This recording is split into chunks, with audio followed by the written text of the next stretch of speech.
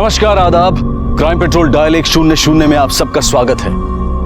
इंसान की जरूरतें उसके जीवन में उसकी दिशा और उसकी गतिविधि को निर्धारित करती हैं। अब ये जरूरतें कितनी जायज और नाजायज होती हैं, इस पर उनके जीवन में होने वाले अच्छे बुरे घटनाक्रम तय होते हैं।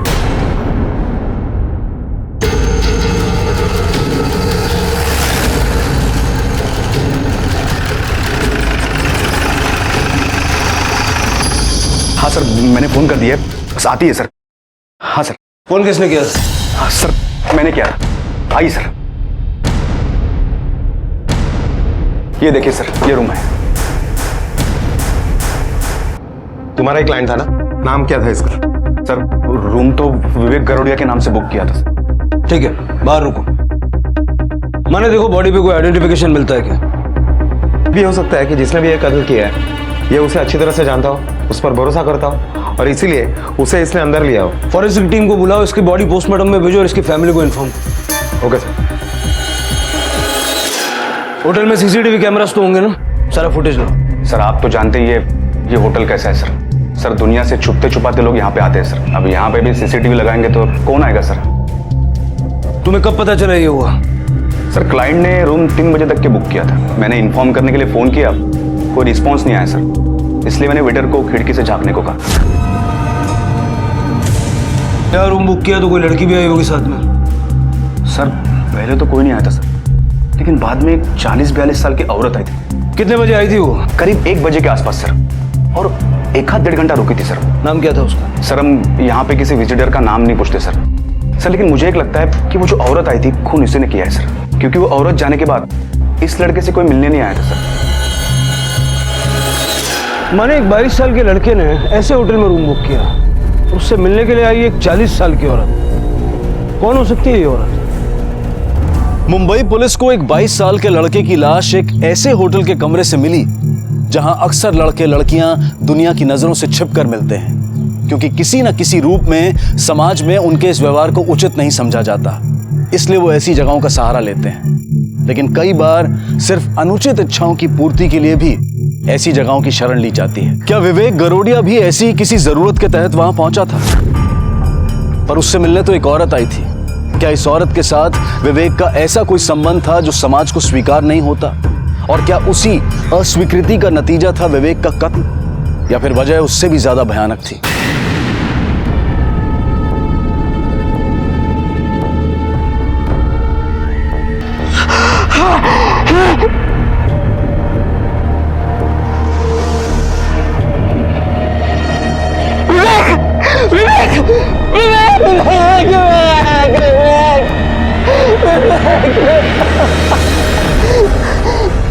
बस बस।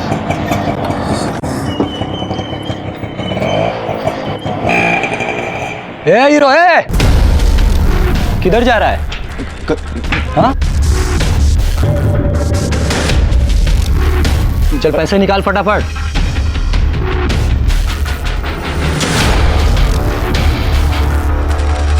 हेलो हेलो मैडम, जल्दी नहीं चाहिए। सांप के साथ कुछ लोग हाथापाई कर रहे हैं यहाँ पे। क्या? फटाफट पैसे निकाल वरना बहुत मार खाएगा अभी। एक मिनट। पैसे दे रहा हूँ, मैंने बोला था ना कि मुझे थोड़ा सा टाइम चाहिए, मैं इंतजाम कर रहा हूँ। अभी तेरा बहाना नहीं चलेगा, समझा? अपन को पैसा चाहिए, वो भी अभी का अभी। हाँ मैडम, बहुत हो गया तेरा बहाना। कोई बहाना? अरे क्या कर रहे हैं आप? छोड़े। तू कहाँ? ये क्या तमाशा लगा रखा है? हाँ, सब लोग देख रहे हैं यहाँ पर। मैडम, आवाज नीचे करके बात कर, समझी? अपन पैसा लेने को आया है, वो भी खुद का। अरे तो हम हर महीने इंस्टॉलमेंट दे रहे हैं ना बराबर, तो प्रॉब्लम क्या है? और ये सब करने का क्या मतलब है? हाँ, तो इस महीने का इंस्टॉलमेंट किधर है? वो हम देखिए, मेरे पास पैसे हैं। आप आपके किसी आदमी को ऊपर भेजिए, मैं आपको इंस्टॉलमेंट देती हूँ। नहीं, चलो अपन ही चलता है, चलो। लेकिन आगे से याद रहे, 21 तारीख मतलब 21। अपन को 21.5 भी नहीं मांगता, समझी?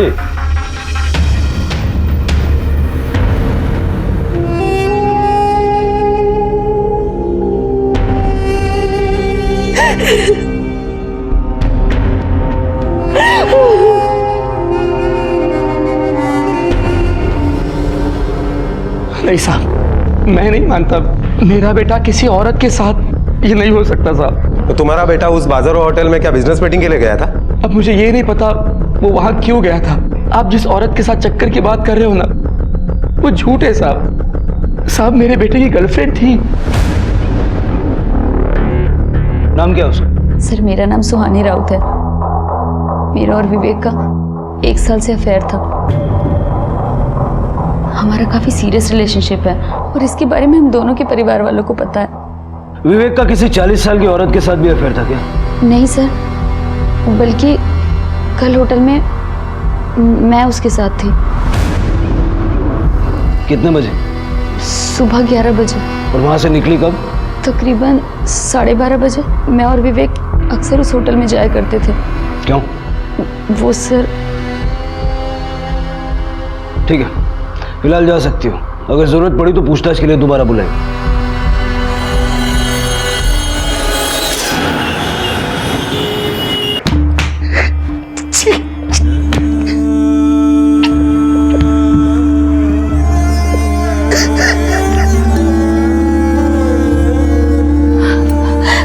क्या कर रहे हैं आप? शांत हो जाइए, शांत हो जाइए। अमृता, मैं किसी काम का नहीं हूँ। मैं मरना चाहता हूँ। मैं किसी काम का नहीं हूँ। नहीं, ऐसा मत कहिए। अपने साथ साथ मैंने तुम्हारी और नैना की जिंदगी नर्क बना रखी है। अमृता, मुझे कुछ भी दे दो, जहर दे दो, मुझे मार डालो। मैं जिंदा रहने के लायक नहीं हूँ। नहीं प्रकाश, ऐसा मत बोलो, ऐसा मत बोलो। तुम कब तक और क्यों मेरे लिए ये सब करती रहोगी? कब तक मेरे लिए बेइज्जत होती रहोगी? कब तक मुझे बचाती रहोगी अमृता? जब तक सब ठीक नहीं हो जाता तब तक कुछ ठीक नहीं होगा अमृता। सब ठीक हो जाएगा, मैं हूं ना। टेंशन मत लो। और मैं ये सब आपके लिए नहीं कर रही हूँ, हमारे लिए कर रही हूँ। देखिए, पति पत्नी तो सुख दुख के साथ ही होते हैं ना। हाँ, तो मैं आपको ऐसी हालत में छोड़ के कैसे जा सकती हूँ? हाँ? अभी जो भी होगा ना, हम दोनों साथ में फेस करेंगे। हाँ, मैं आपको छोड़ के कभी नहीं जाऊंगी। मैं आपको कभी नहीं जाऊंगी। उस औरत को 1 बजे तुमने होटल में आते हुए देखा, लेकिन उससे पहले वो लड़की आई, उसे नहीं देखा? सर, लेकिन उस औरत के पहले वहां कोई लड़की आई नहीं थी। अच्छा, जब वो लड़की खुद बोल रही है कि 11 बजे वो होटल में आई थी, तो तू मना क्यों कर रहा है? चल बता, झूठ क्यों बोल रहा है? सर, मैं झूठ क्यों बोलूंगा? सर, हो सकता है मैं 1-2 मिनट के लिए इधर उधर हो गया होगा और उस वक्त वो लड़की आई होगी और मैं उसे नहीं देख पाया। सर, उस लड़की को नहीं देखा, औरत को तो देखा था ना? हाँ सर। उसका हुलिया बता।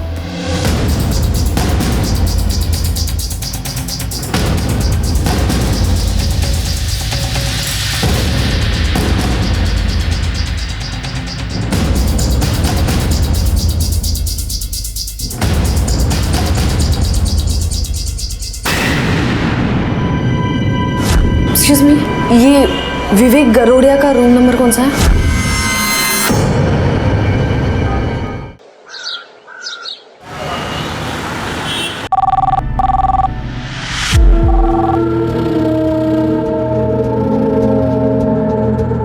क्या हुआ? ये लड़की मेरा फोन तक नहीं उठाती, रात भर घर नहीं आई वो। मुझे तो डर लग रहा है कहीं। अमृता, तुम क्यों टेंशन ले रही हो? परेशान मत हो, मैं उसे लेकर आता हूँ।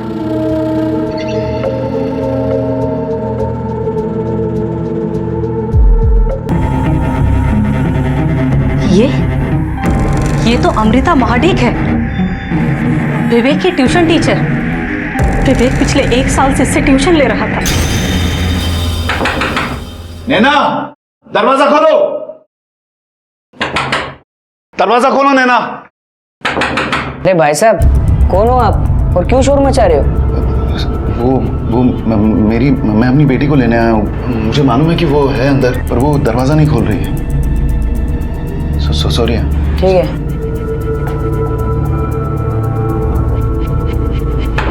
नैना,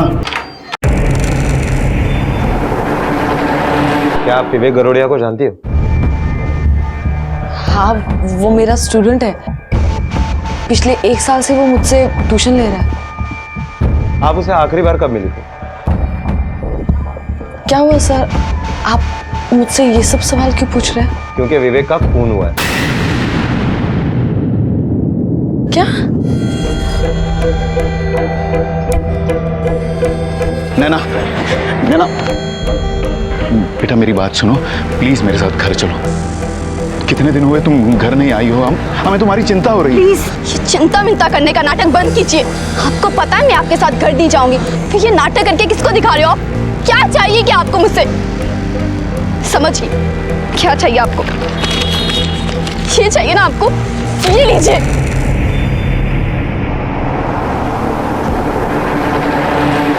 हाँ, मैं गई थी उससे मिलने क्योंकि मुझे पैसों की जरूरत थी और वो मुझे मदद कर रहा था। पैसों की मदद? जी। क्यों? क्योंकि हमारे शारीरिक संबंध है। नैना, नैना, बेटा मेरी बात। तुम्हारी हिम्मत कैसे मुझे हाथ लगाने की? हाथ कैसे लगाया मुझे? क्या कर रही हो बेटा, चिल्ला क्यों रही हो तुम? हाथ कैसे लगाया मुझे? नहीं कुछ नहीं। क्या हुआ? दादा, ये आदमी रोज मुझे परेशान करता है, परेशान करके रखा है इसने मुझे। नैना क्या कह रही? आप प्लीज मेरी हेल्प कीजिए, प्लीज। अरे शर्म नहीं आती तुझे? ये तेरी बेटी की उम्र की है। अरे भाई साहब ऐसा कुछ नहीं है। चुप बे। अरे एक मिनट, अरे एक मिनट दीदी, आप लोग गलत समझ रहे हो, वो मेरी बेटी है। हम अच्छी तरह जानते हैं, जब मार पड़ती है ना तो माँ बहन बेटी याद आती है। भाई साहब एक मिनट, मैं झूठ नहीं बोल रहा हूँ। ये देखिए, ये मेरी पत्नी है और ये मेरी बेटी है नैना। दीदी ये देखिए, मैं सच कह रहा हूँ, मैं झूठ नहीं बोल रहा हूँ। अरे नैना कहाँ? नैना! विवेक आपको कब से पैसे दे रहा था? 6-8 महीने से। पहले तो मुझे लगा कि वो मेरी हालत देखकर सचमुच में मेरी मदद कर रहा है, फिर बाद में मुझे उसके इंटेंशंस पता चले जब वो अपनी मदद की कीमत मांगने लगा और वाहियात फरमाइश करने लगा। उसके बाद उसकी हिम्मत और बढ़ गई और जब वो पैसे देने आया तो और उस दिन उसने मेरे साथ में मैं मना भी नहीं कर पाई क्योंकि अगर वो पैसे देना रोक देता तो मेरा परिवार सड़क पर आ जाता। आपको हमारे साथ पुलिस स्टेशन चलना पड़ेगा। सर वो औरत झूठ बोल रही है। मैं अपने बेटे को अच्छी तरह से जानता था, वो ऐसा इंसान नहीं था सर। पता नहीं औरत क्या चाहती है कि वो ऐसी घटिया कहानी उसके बारे में बता रही है। सर मैं अमृता माड़ी को पुलिस स्टेशन लेकर आया हूँ। अमृता कहाँ है वो? विवेक के पिता का कहना है कि तुम झूठी कहानियां सुना रही हो। नहीं सर, मैं झूठ नहीं बोल रही और ऐसी कहानी क्यों बनाऊंगी जिसमें मैं खुद बदनाम हो रही हूँ। आपको यकीन नहीं होता है तो आप मेरे पति से पूछ लीजिए, वो सब जानते हैं। और मेरी बेटी वो भी सब जानती है, इसलिए वो मुझसे नफरत करती है और इसलिए वो घर छोड़कर चली गई। मेरी शक्ल भी नहीं देखना चाहती हो। तुम्हारे पति है कहाँ? जरा बुलाओ ना। सर वो मेरी बेटी को ढूंढने गए थे, अभी तक घर नहीं लौटे। मैं जानती हूँ सर कि मेरी बेटी मेरी वजह से घर छोड़कर गई, लेकिन मैंने ये सब अपने परिवार के लिए किया है। मैं अपने पति को उन वसूली वालों से मार खाते हुए नहीं देख सकती और पैसों के लिए कोई मेरी बेटी की इज्जत उछाले ये मैं बर्दाश्त नहीं कर सकती। सुनिए जी। Police sub inspector Balamani police station Rajan Mani और ये लेडी कांस्टेबल मीता सावंत। मुझे आपसे अमृता महाडिक और उनके फैमिली के बारे में कुछ पूछताछ करनी है। पूछिए, क्या पूछना है? ये अमृता और उनके फैमिली के बीच में पैसों से लेकर कुछ अनबन चल रही थी क्या? शुरू में तो नहीं, जब माडिक भाई साहब एक कंपनी में नौकरी कर रहे थे सब कुछ अच्छा चल रहा था और फिर उन्होंने खुद का बिजनेस शुरू किया रेडीमेड गारमेंट का और भगवान की दया से वो भी अच्छा चल रहा था। जब सब कुछ इतना अच्छा चल रहा था तो फिर प्रॉब्लम क्या हुई? प्रॉब्लम तब शुरू हुई जब प्रकाश भाव को ये पता चला अचानक कि उनकी माँ को कैंसर है। पैसा पानी की तरह बहा दिया उन्होंने अपनी माँ के इलाज के लिए और बैंक वालों ने उनकी दुकान को सीज कर दिया। लेनदार भी घर पर आके हंगामा करने लगे और उनकी माँ का भी देहांत हो गया जिनके लिए उन्होंने ये सब किया। बेचारे भाई साहब पूरी तरह टूट गए थे और बीबी बच्चों को ट्यूशन देके घर चला रही है और सर पे इतना सारा कर्जा भी है।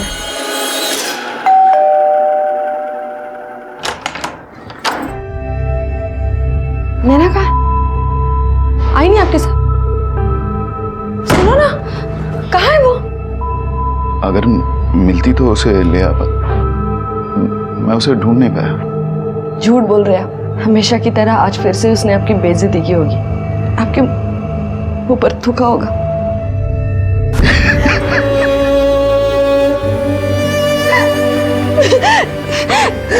आप दुखी मत होइए, आप मत रोइए, सब मेरी गलती है। मेरे गलत फैसले का नतीजा है कि नैना आपसे इतनी नफरत करती है। इस परिवार को बचाने के लिए मैंने अपने आप को गिरा दिया। ऐसा बचा नहीं पाई। क्या कर, ऐसा क्या करूं कि सब कुछ मेरे से ठीक हो जाए, पहले जैसा हो जाए। सर ये देखिए, इन पेपर्स के मुताबिक पिछले 1 साल में विवेक ने अमृता को पूरे 9 लाख रुपए दिए। इसका मतलब अमृता सच बोल रही है। कोई ऐसा है जिसे अमृता और विवेक का ये रिश्ता पसंद नहीं था और इसीलिए उसने विवेक को मार दिया। लेकिन ऐसा कौन हो सकता है सर? अमृता का पति या उसकी बेटी भी हो सकता है, क्योंकि अमृता के मुताबिक उन दोनों को इस रिश्ते के बारे में मालूम था। या फिर विवेक के घर वाले जो अपने बेटे की धोखाधड़ी और समाज में बेइज्जती से नाराज थे। विवेक की गर्लफ्रेंड भी हो सकती है। चूंकि विवेक उसे धोखा दे रहा था, हो सकता है उसने आवेश में आके विवेक को मार दिया हो। हेलो,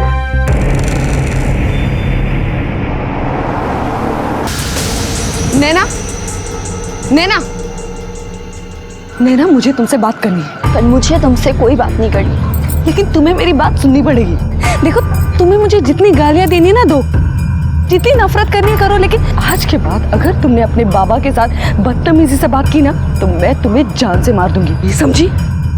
तो तुमने मुझे पहले मार दिया है। जिस दिन तुम्हारे लालची होने की वजह से मेरा रेप हुआ। हम दोनों मिलकर ना धंधा करते हैं, खूब पैसे कमाएंगे, फिर शायद तुम्हारे पैसों की भूख शांत हो जाए। ऐसे भी अब हम दोनों की इज्जत तो रही नहीं है। यही सब करते हैं और ये जिम्मेदार माँ होने की और बीवी होने का नाटक ना बंद कर दो।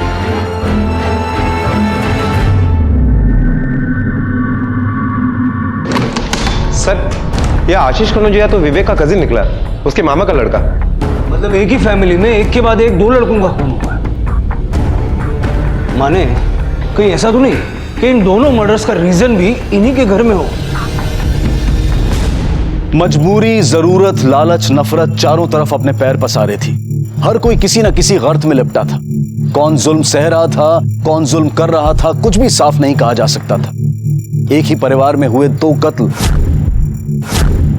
क्या पुलिस की मुश्किल को आसान करने वाले थे, या फिर ये केस और पेचीदा होने वाला था? क्या इन दोनों ही हत्याओं की वजह और हत्यारा कोई एक ही था, या फिर ये दोनों हत्याएं अपना अलग अलग कारण लिए हुए थी? मुझे समझ में ही नहीं आ रहा। अगले महीने हम 1 लाख रुपए कैसे भरेंगे? तुम्हें अपनी बेटी से ज्यादा पैसों की चिंता हो रही है। मुझे पैसों से ज्यादा ये टेंशन हो रही है कि अगर हमने उन्हें पैसे नहीं दिए तो वो हमारे साथ क्या करेंगे?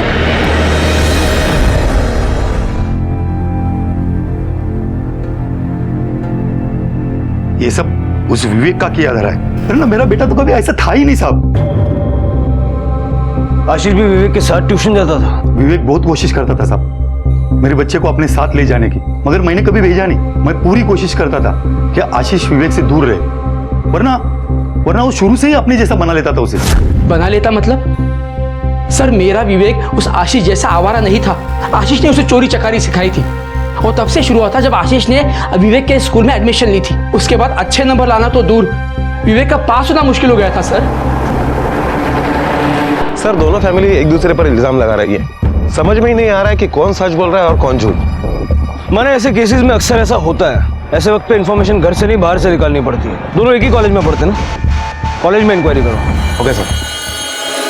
सर, वो दोनों तो एकदम बेस्ट बडी थे, अच्छे बुरे सारे काम साथ ही करते थे। क्या तुम लोग बता सकते हो कि दोनों को बिगड़ने में किसका हाथ है? अब हम कैसे बताएं किसने किसे बिगाड़ा? सर, लेकिन एक बात, पैसे बहुत उड़ाते थे। मैंने आशीष के कॉल रिकॉर्ड्स और मोबाइल लोकेशन निकलवाऊं। हो सकता है कि इनके साथ में किए हुए क्राइम्स और कुछ गंदी आदतों की जानकारी इससे हाथ लगे, जिनका इसके कत्ल से कोई संबंध नहीं। Okay sir.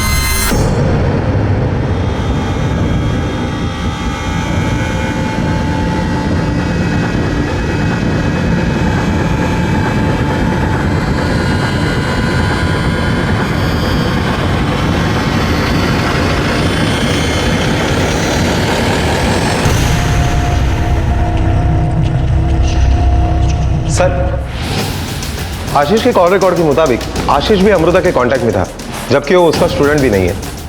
माने इसका मतलब ये बेस्ट बडीज और अमृता मिलके कुछ और ही खिचड़ी पका रहे थे। और एक बात सर, अमृता ने हमसे कहा कि उसकी एक बेटी भी है, लेकिन जब भी हम उसके घर पर गए वो कभी दिखाई नहीं दी। माने इसका मतलब यहाँ एक नहीं कई एंगल्स हैं। जरा पता करो अमृता की ये बेटी कहाँ है और अमृता का आशीष से क्या वास्ता। सब मैं आशीष को जानती तक नहीं थी। विवेक ने मुझे आशीष से मिलवाया। किस लिए? उसने तो तुम्हारे पास से कभी ट्यूशन लिया भी नहीं था। फिर? ट्यूशन के लिए नहीं सर, वो एक्चुअली विवेक ने कहा कि उसके पास मुझे देने के लिए अब पैसे नहीं है, इसलिए उसने आशीष को मुझसे मिलवाया। मतलब ये कि अब आशीष मुझे पैसे देगा और उसके बदले में मैं उसके साथ भी। थैंक गॉड तुम आ गए। सुबह से रिकवरी एजेंट के फोन आ रहे थे, तो मुझे जल्दी से पैसे दे दो।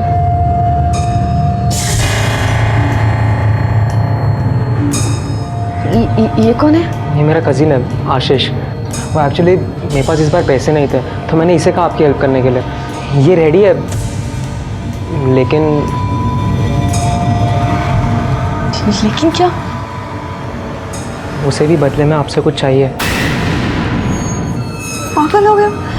जो बात सिर्फ हम दोनों के बीच में थी तुमने इसे क्यों बता दी? अरे मैंने बताया नहीं, मुझे बताना पड़ा। आपको पैसे की ज़रूरत थी और सिर्फ उसी के पास पैसे थे। देखो अभी वो रेडी है, वो पैसे लेकर आया, भी आपके ऊपर। आपको पैसे चाहिए तो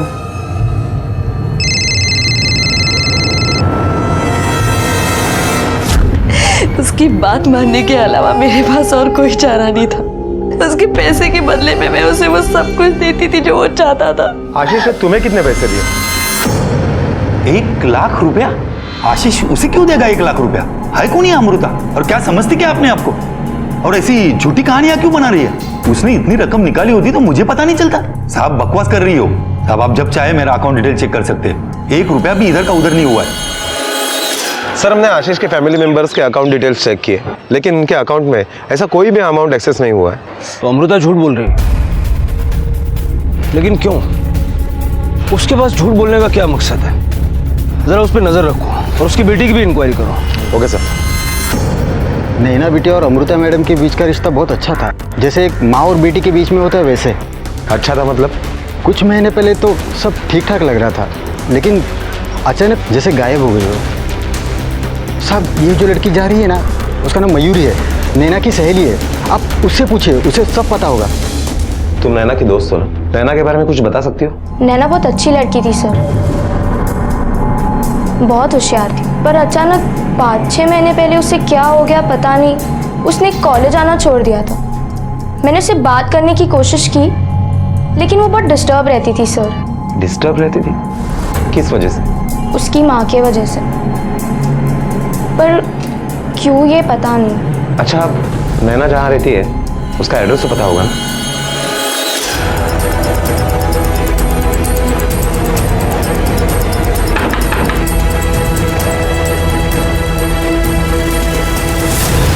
तुझे पता है, एक नाबालिग लड़की के साथ शारीरिक संबंध बनाना और उसे अपने माँ बाप की मर्जी के खिलाफ अपने पास रखना, ये कानूनन जुर्म है। सर मैंने उसके साथ कोई जबरदस्ती नहीं की थी, बल्कि वो खुद अपनी मर्जी से मेरे साथ आई थी। एक दिन मैं घर जा रहा था तो सर क्या आप मुझे लिफ्ट दे देंगे? कब से ऑटो का वेट कर रही हूँ, कोई नहीं मिला, प्लीज। हाँ क्यों नहीं, आओ बैठो। Thank you.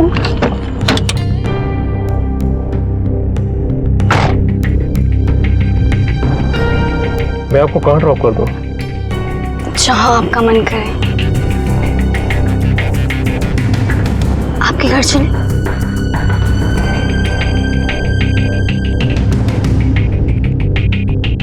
सर एक तो वो खुद मुझे प्रोवोक कर रही थी और दूसरा मैं नहीं जानता था कि वो अंडर एज है। अब आप ही बताइए सर, इसमें मेरी क्या गलती है? तेरी गलती यह है कि तू एक घटिया इंसान है जिसका कोई दीन ईमान नहीं है। एक लड़की जो अपने माँ बाप से नाराज थी, उसकी परेशानियां जानने की बजाय तूने उसका फायदा उठाया। अब ये बता नैना कहाँ है? सर मुझे नहीं पता वो कहाँ है, क्योंकि वो कल रात से वापस नहीं आई है। माने नैना का मोबाइल ट्रैकिंग पे डालो। Okay sir.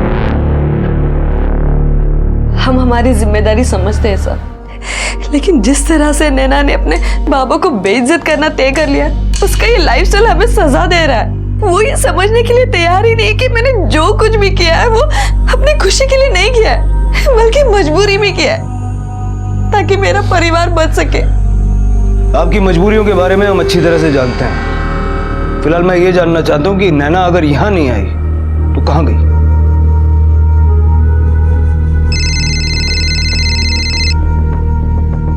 हेलो, क्या सर?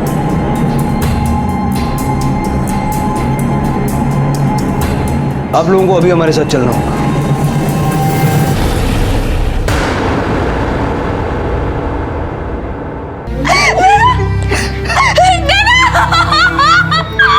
अमृता का वो एक फैसला जो उसने अपने परिवार की सलामती के लिए लिया, वो उसके परिवार के लिए विनाशकारी साबित हुआ।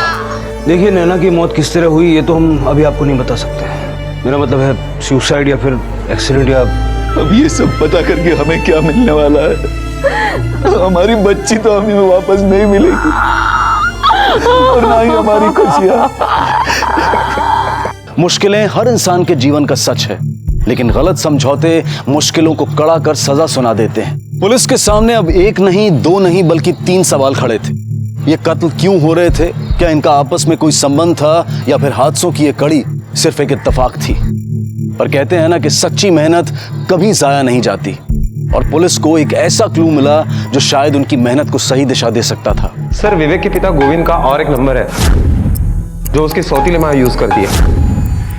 आशीष के मोटर स्पॉट के बिल्कुल करीब इसका लोकेशन दिखाई दे रहा है। सर, कॉल रिकॉर्ड के हिसाब से विवेक की सौतेली मां और आशीष के बीच में लगातार बातें हुआ करती थी। और एक बात सर, ये मोबाइल आशीष का है। इसमें से कुछ एप्लीकेशंस पासवर्ड डाल के सिक्योर किए गए थे। हमारे आईटी डिपार्टमेंट ने इसके पासवर्ड क्रैक किए। और सर ये देखिए, इसमें ये तस्वीर मिली है। और एक बात बताओ, आशीष के मर्डर स्पॉट के पास तुम्हारा मोबाइल कैसे? तुम समझ चुके हैं कि तुम्हारे और आशीष के नाजायज संबंध थे। अब सीधे सीधे बताओगी या अपने तरीके से बुलवाए? हाँ सर, थे मेरे नाजायज संबंध आशीष के साथ, पर मैं क्या करती? विवेक के पिता से ना तो मुझे प्यार मिल रहा था ना ही सुख। मामा मामी ने जबरदस्ती मेरी उनसे शादी करवा दी थी, और फिर वही हुआ जो नहीं होना चाहिए था। और फिर ये आशीष आए दिन मुझसे पैसे मांगने लगा। मैंने इसे पैसे दिए भी, लेकिन फिर एक दिन मुझे पता चला कि ये मेरे दिए हुए पैसे उस टीचर पर खर्च करता है। तो सुनकर मुझे बहुत गुस्सा आया, और उसी दिन मैं आशीष से बात करने गई। मैंने कहा, तुझे अमृता और मुझ में से किसी एक को चुनना होगा। तो मुझे पैसे देती हूँ क्योंकि उसके लिए वो सब मैं करता हूँ जो वो मामा नहीं करता है, और इन पैसों को लेकर मैं क्या करता हूँ तुम्हें कोई मतलब नहीं होना चाहिए, समझे? मतलब है, मुझे हर बात से मतलब है। और हाँ, अगर मुझे धोखा दिया ना, बहुत पछताओगे। घर की औरत, अब भी चल निकल यहाँ से। हाँ, मैं बोल दूंगा मामा को कि मेरी मामी क्या चीज है, फिर न घर की रहेगी और न घाट की, समझे? बता, विवेक को क्यों मारा? मेरा यकीन मानिए सर, विवेक के मर्डर में मेरा कोई हाथ नहीं है। मैं उस दिन घर पर थी। आप चाहे तो मेरे घर के आसपास की औरतों से पूछ लीजिए। मैंने उसे नहीं मारा सर, नहीं मारा मैंने उसे। जैसे ही कोई अपनी आंखें बंद करके अपने जमीर को मारकर मौका परस्ती की तरफ कदम बढ़ाता है, उसके गुनहगार बनने की संभावनाएं बढ़ जाती हैं।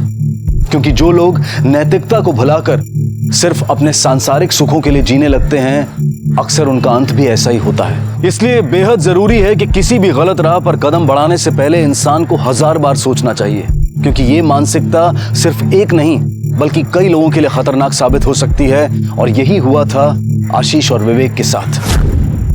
नई नई परतें खुल रही थी, लेकिन ये सवाल अब भी बाकी थे कि आखिर विवेक का कत्ल किसने और क्यों किया था, और नैना का जो कत्ल हुआ था वो कोई हादसा था या फिर उसने सुसाइड किया था। ये जानने के लिए पुलिस ने सभी तथ्यों को शुरू से जांचने का फैसला किया। सर, विवेक की बॉडी जिस होटल में मिली, उस होटल का मालिक विवेक के पिता का दोस्त है। मतलब ये हो सकता है कि विवेक के वहां आने जाने और उसके अमृता के साथ के रिश्ते की खबर उसको लगातार मिलती हो। माने कहीं ऐसा तो नहीं कि बेटे से तंग आके बाप ने उसे मरवा दिया? जिस दिन विवेक का खून हुआ, गोविंद के मोबाइल की लोकेशन होटल की थी क्या? नहीं सर, लेकिन ऐसा भी हो सकता है कि गोविंद ने अपना फोन जानबूझकर घर पर छोड़ दिया हो। होटल के मालिक और मैनेजर को उठा लो। मैं मानता हूँ कि मैंने ही गोविंद को बताया था कि विवेक हमारे होटल में आता है, लेकिन सर हमने किसी का खून नहीं किया और न ही किसी को मदद की, और न ही हम जानते हैं कि गोविंद ने खून किया है या किसी से करवाया है। हम सच बोल रहे हैं साहब। माने विवेक का मोबाइल, लैपटॉप, हार्ड डिस्क और वो सारी चीजें जो उसके कमरे से बरामद हुई लेके आओ। एक बार फिर से सब कुछ बारीकी से देखना होगा, कहीं हम कुछ मिस तो नहीं कर रहे। Okay sir. पैसे किधर है? अपन ने बोला था ना एक भी दिन लेट नहीं मांगता। हाँ मैं जानता हूँ, मैं कोशिश कर रहा हूँ। कोशिश गई तेल लेने। पैसे निकाल अभी के अभी, वरना मैं तेरी जान निकाल दूंगा इधर ही। भाई साहब ये क्या करें आप? हमारे पास पैसे नहीं है, आप ही बताइए हम क्या करें। इन्हें कुछ मत कीजिए प्लीज। आपको मेरे साथ जो करना है कीजिए, लेकिन इन्हें छोड़ दीजिए। अपन को 10,000 नहीं 18 लाख रुपए लेने का है। कितना? 18 लाख। और वैसे भी तेरी तो 10,000 की भी औकात नहीं है।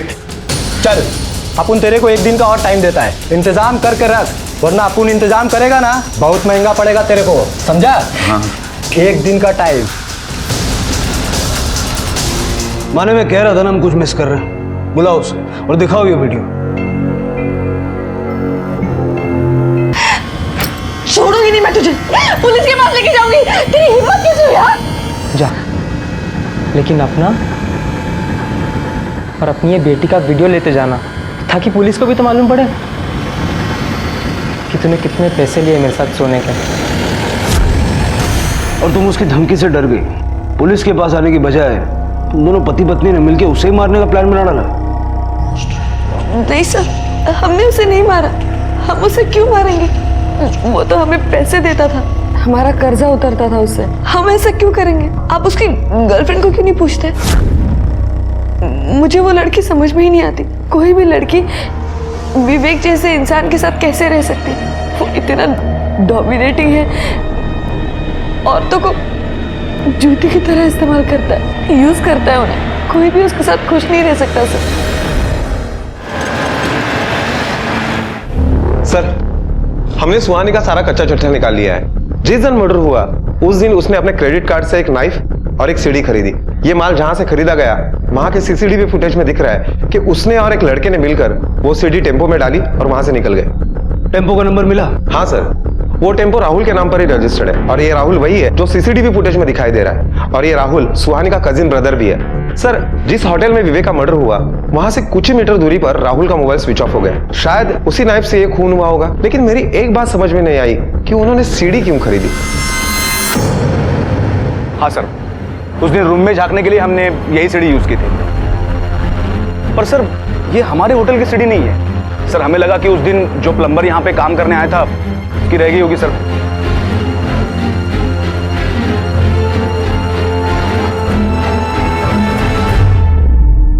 बोलो, क्यों मारा विवेक को? विवेक ने मुझे बिना बताए हमारा इंटीमेट मोमेंट का वीडियो बना लिया था और मुझे ब्लैकमेल कर रहा था कि मुझे आशीष के साथ फिजिकल रिलेशन बनाना पड़ेगा, नहीं तो वो ये वीडियो सबको दिखा देगा। तो जब मन करता मुझे यूज करते, दिन रात कभी भी। तंग आ गई थी इस सबसे। फिर मैंने राहुल की मदद से विवेक को मार दिया।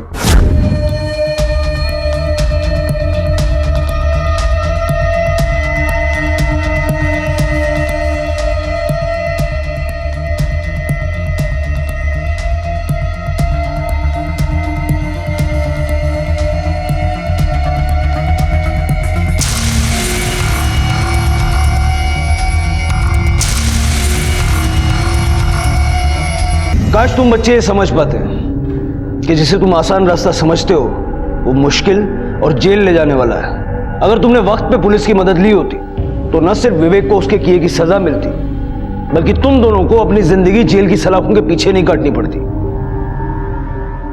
पुलिस ने आशीष और विवेक के कत्ल की पहेली तो सुलझा ली थी, लेकिन नैना की मौत एक रहस्य बनकर रह गई थी, क्योंकि ये नहीं पता चल पाया था कि उसका कत्ल हुआ था या ये कोई हादसा था या फिर उसने आत्महत्या की थी। और ना ही उसे बलात्कार और उसकी मौत के लिए इंसाफ मिल पाया। अमृता और प्रकाश ने अगर अपनी मजबूरियों की वजह से गलत रास्ता नहीं अपनाया होता तो नैना शायद आज जिंदा होती और एक खुशहाल जिंदगी जी रही होती। सुहानी और राहुल को विवेक के कत्ल के लिए और पूनम को आशीष के कत्ल के लिए गिरफ्तार किया गया। ये सभी इस वक्त न्यायिक हिरासत में हैं और पुलिस चार्जशीट फाइल करने की तैयारी कर रही है। जिंदगी का दूसरा नाम संघर्ष है, इसलिए इसके सामने कभी हथियार न डालें, बल्कि बेहतर कल और बेहतर जिंदगी के लिए संघर्ष करें और किसी भी हाल में, किसी भी रूप में जुर्म के भागीदार ना बने और कोशिश करें कि कोई और भी इसका शिकार ना हो। इसी विचार के साथ अब मैं अनूप सोनी आपसे विदा लेता हूं। फिर मुलाकात होगी अगले एपिसोड में एक और चौंका देने वाले केस के साथ। तब तक अपना और अपने परिवार का ख्याल रखें और देखते रहें क्राइम पेट्रोल डायल 100। सबक एक को सीख हम सबको। जय हिंद।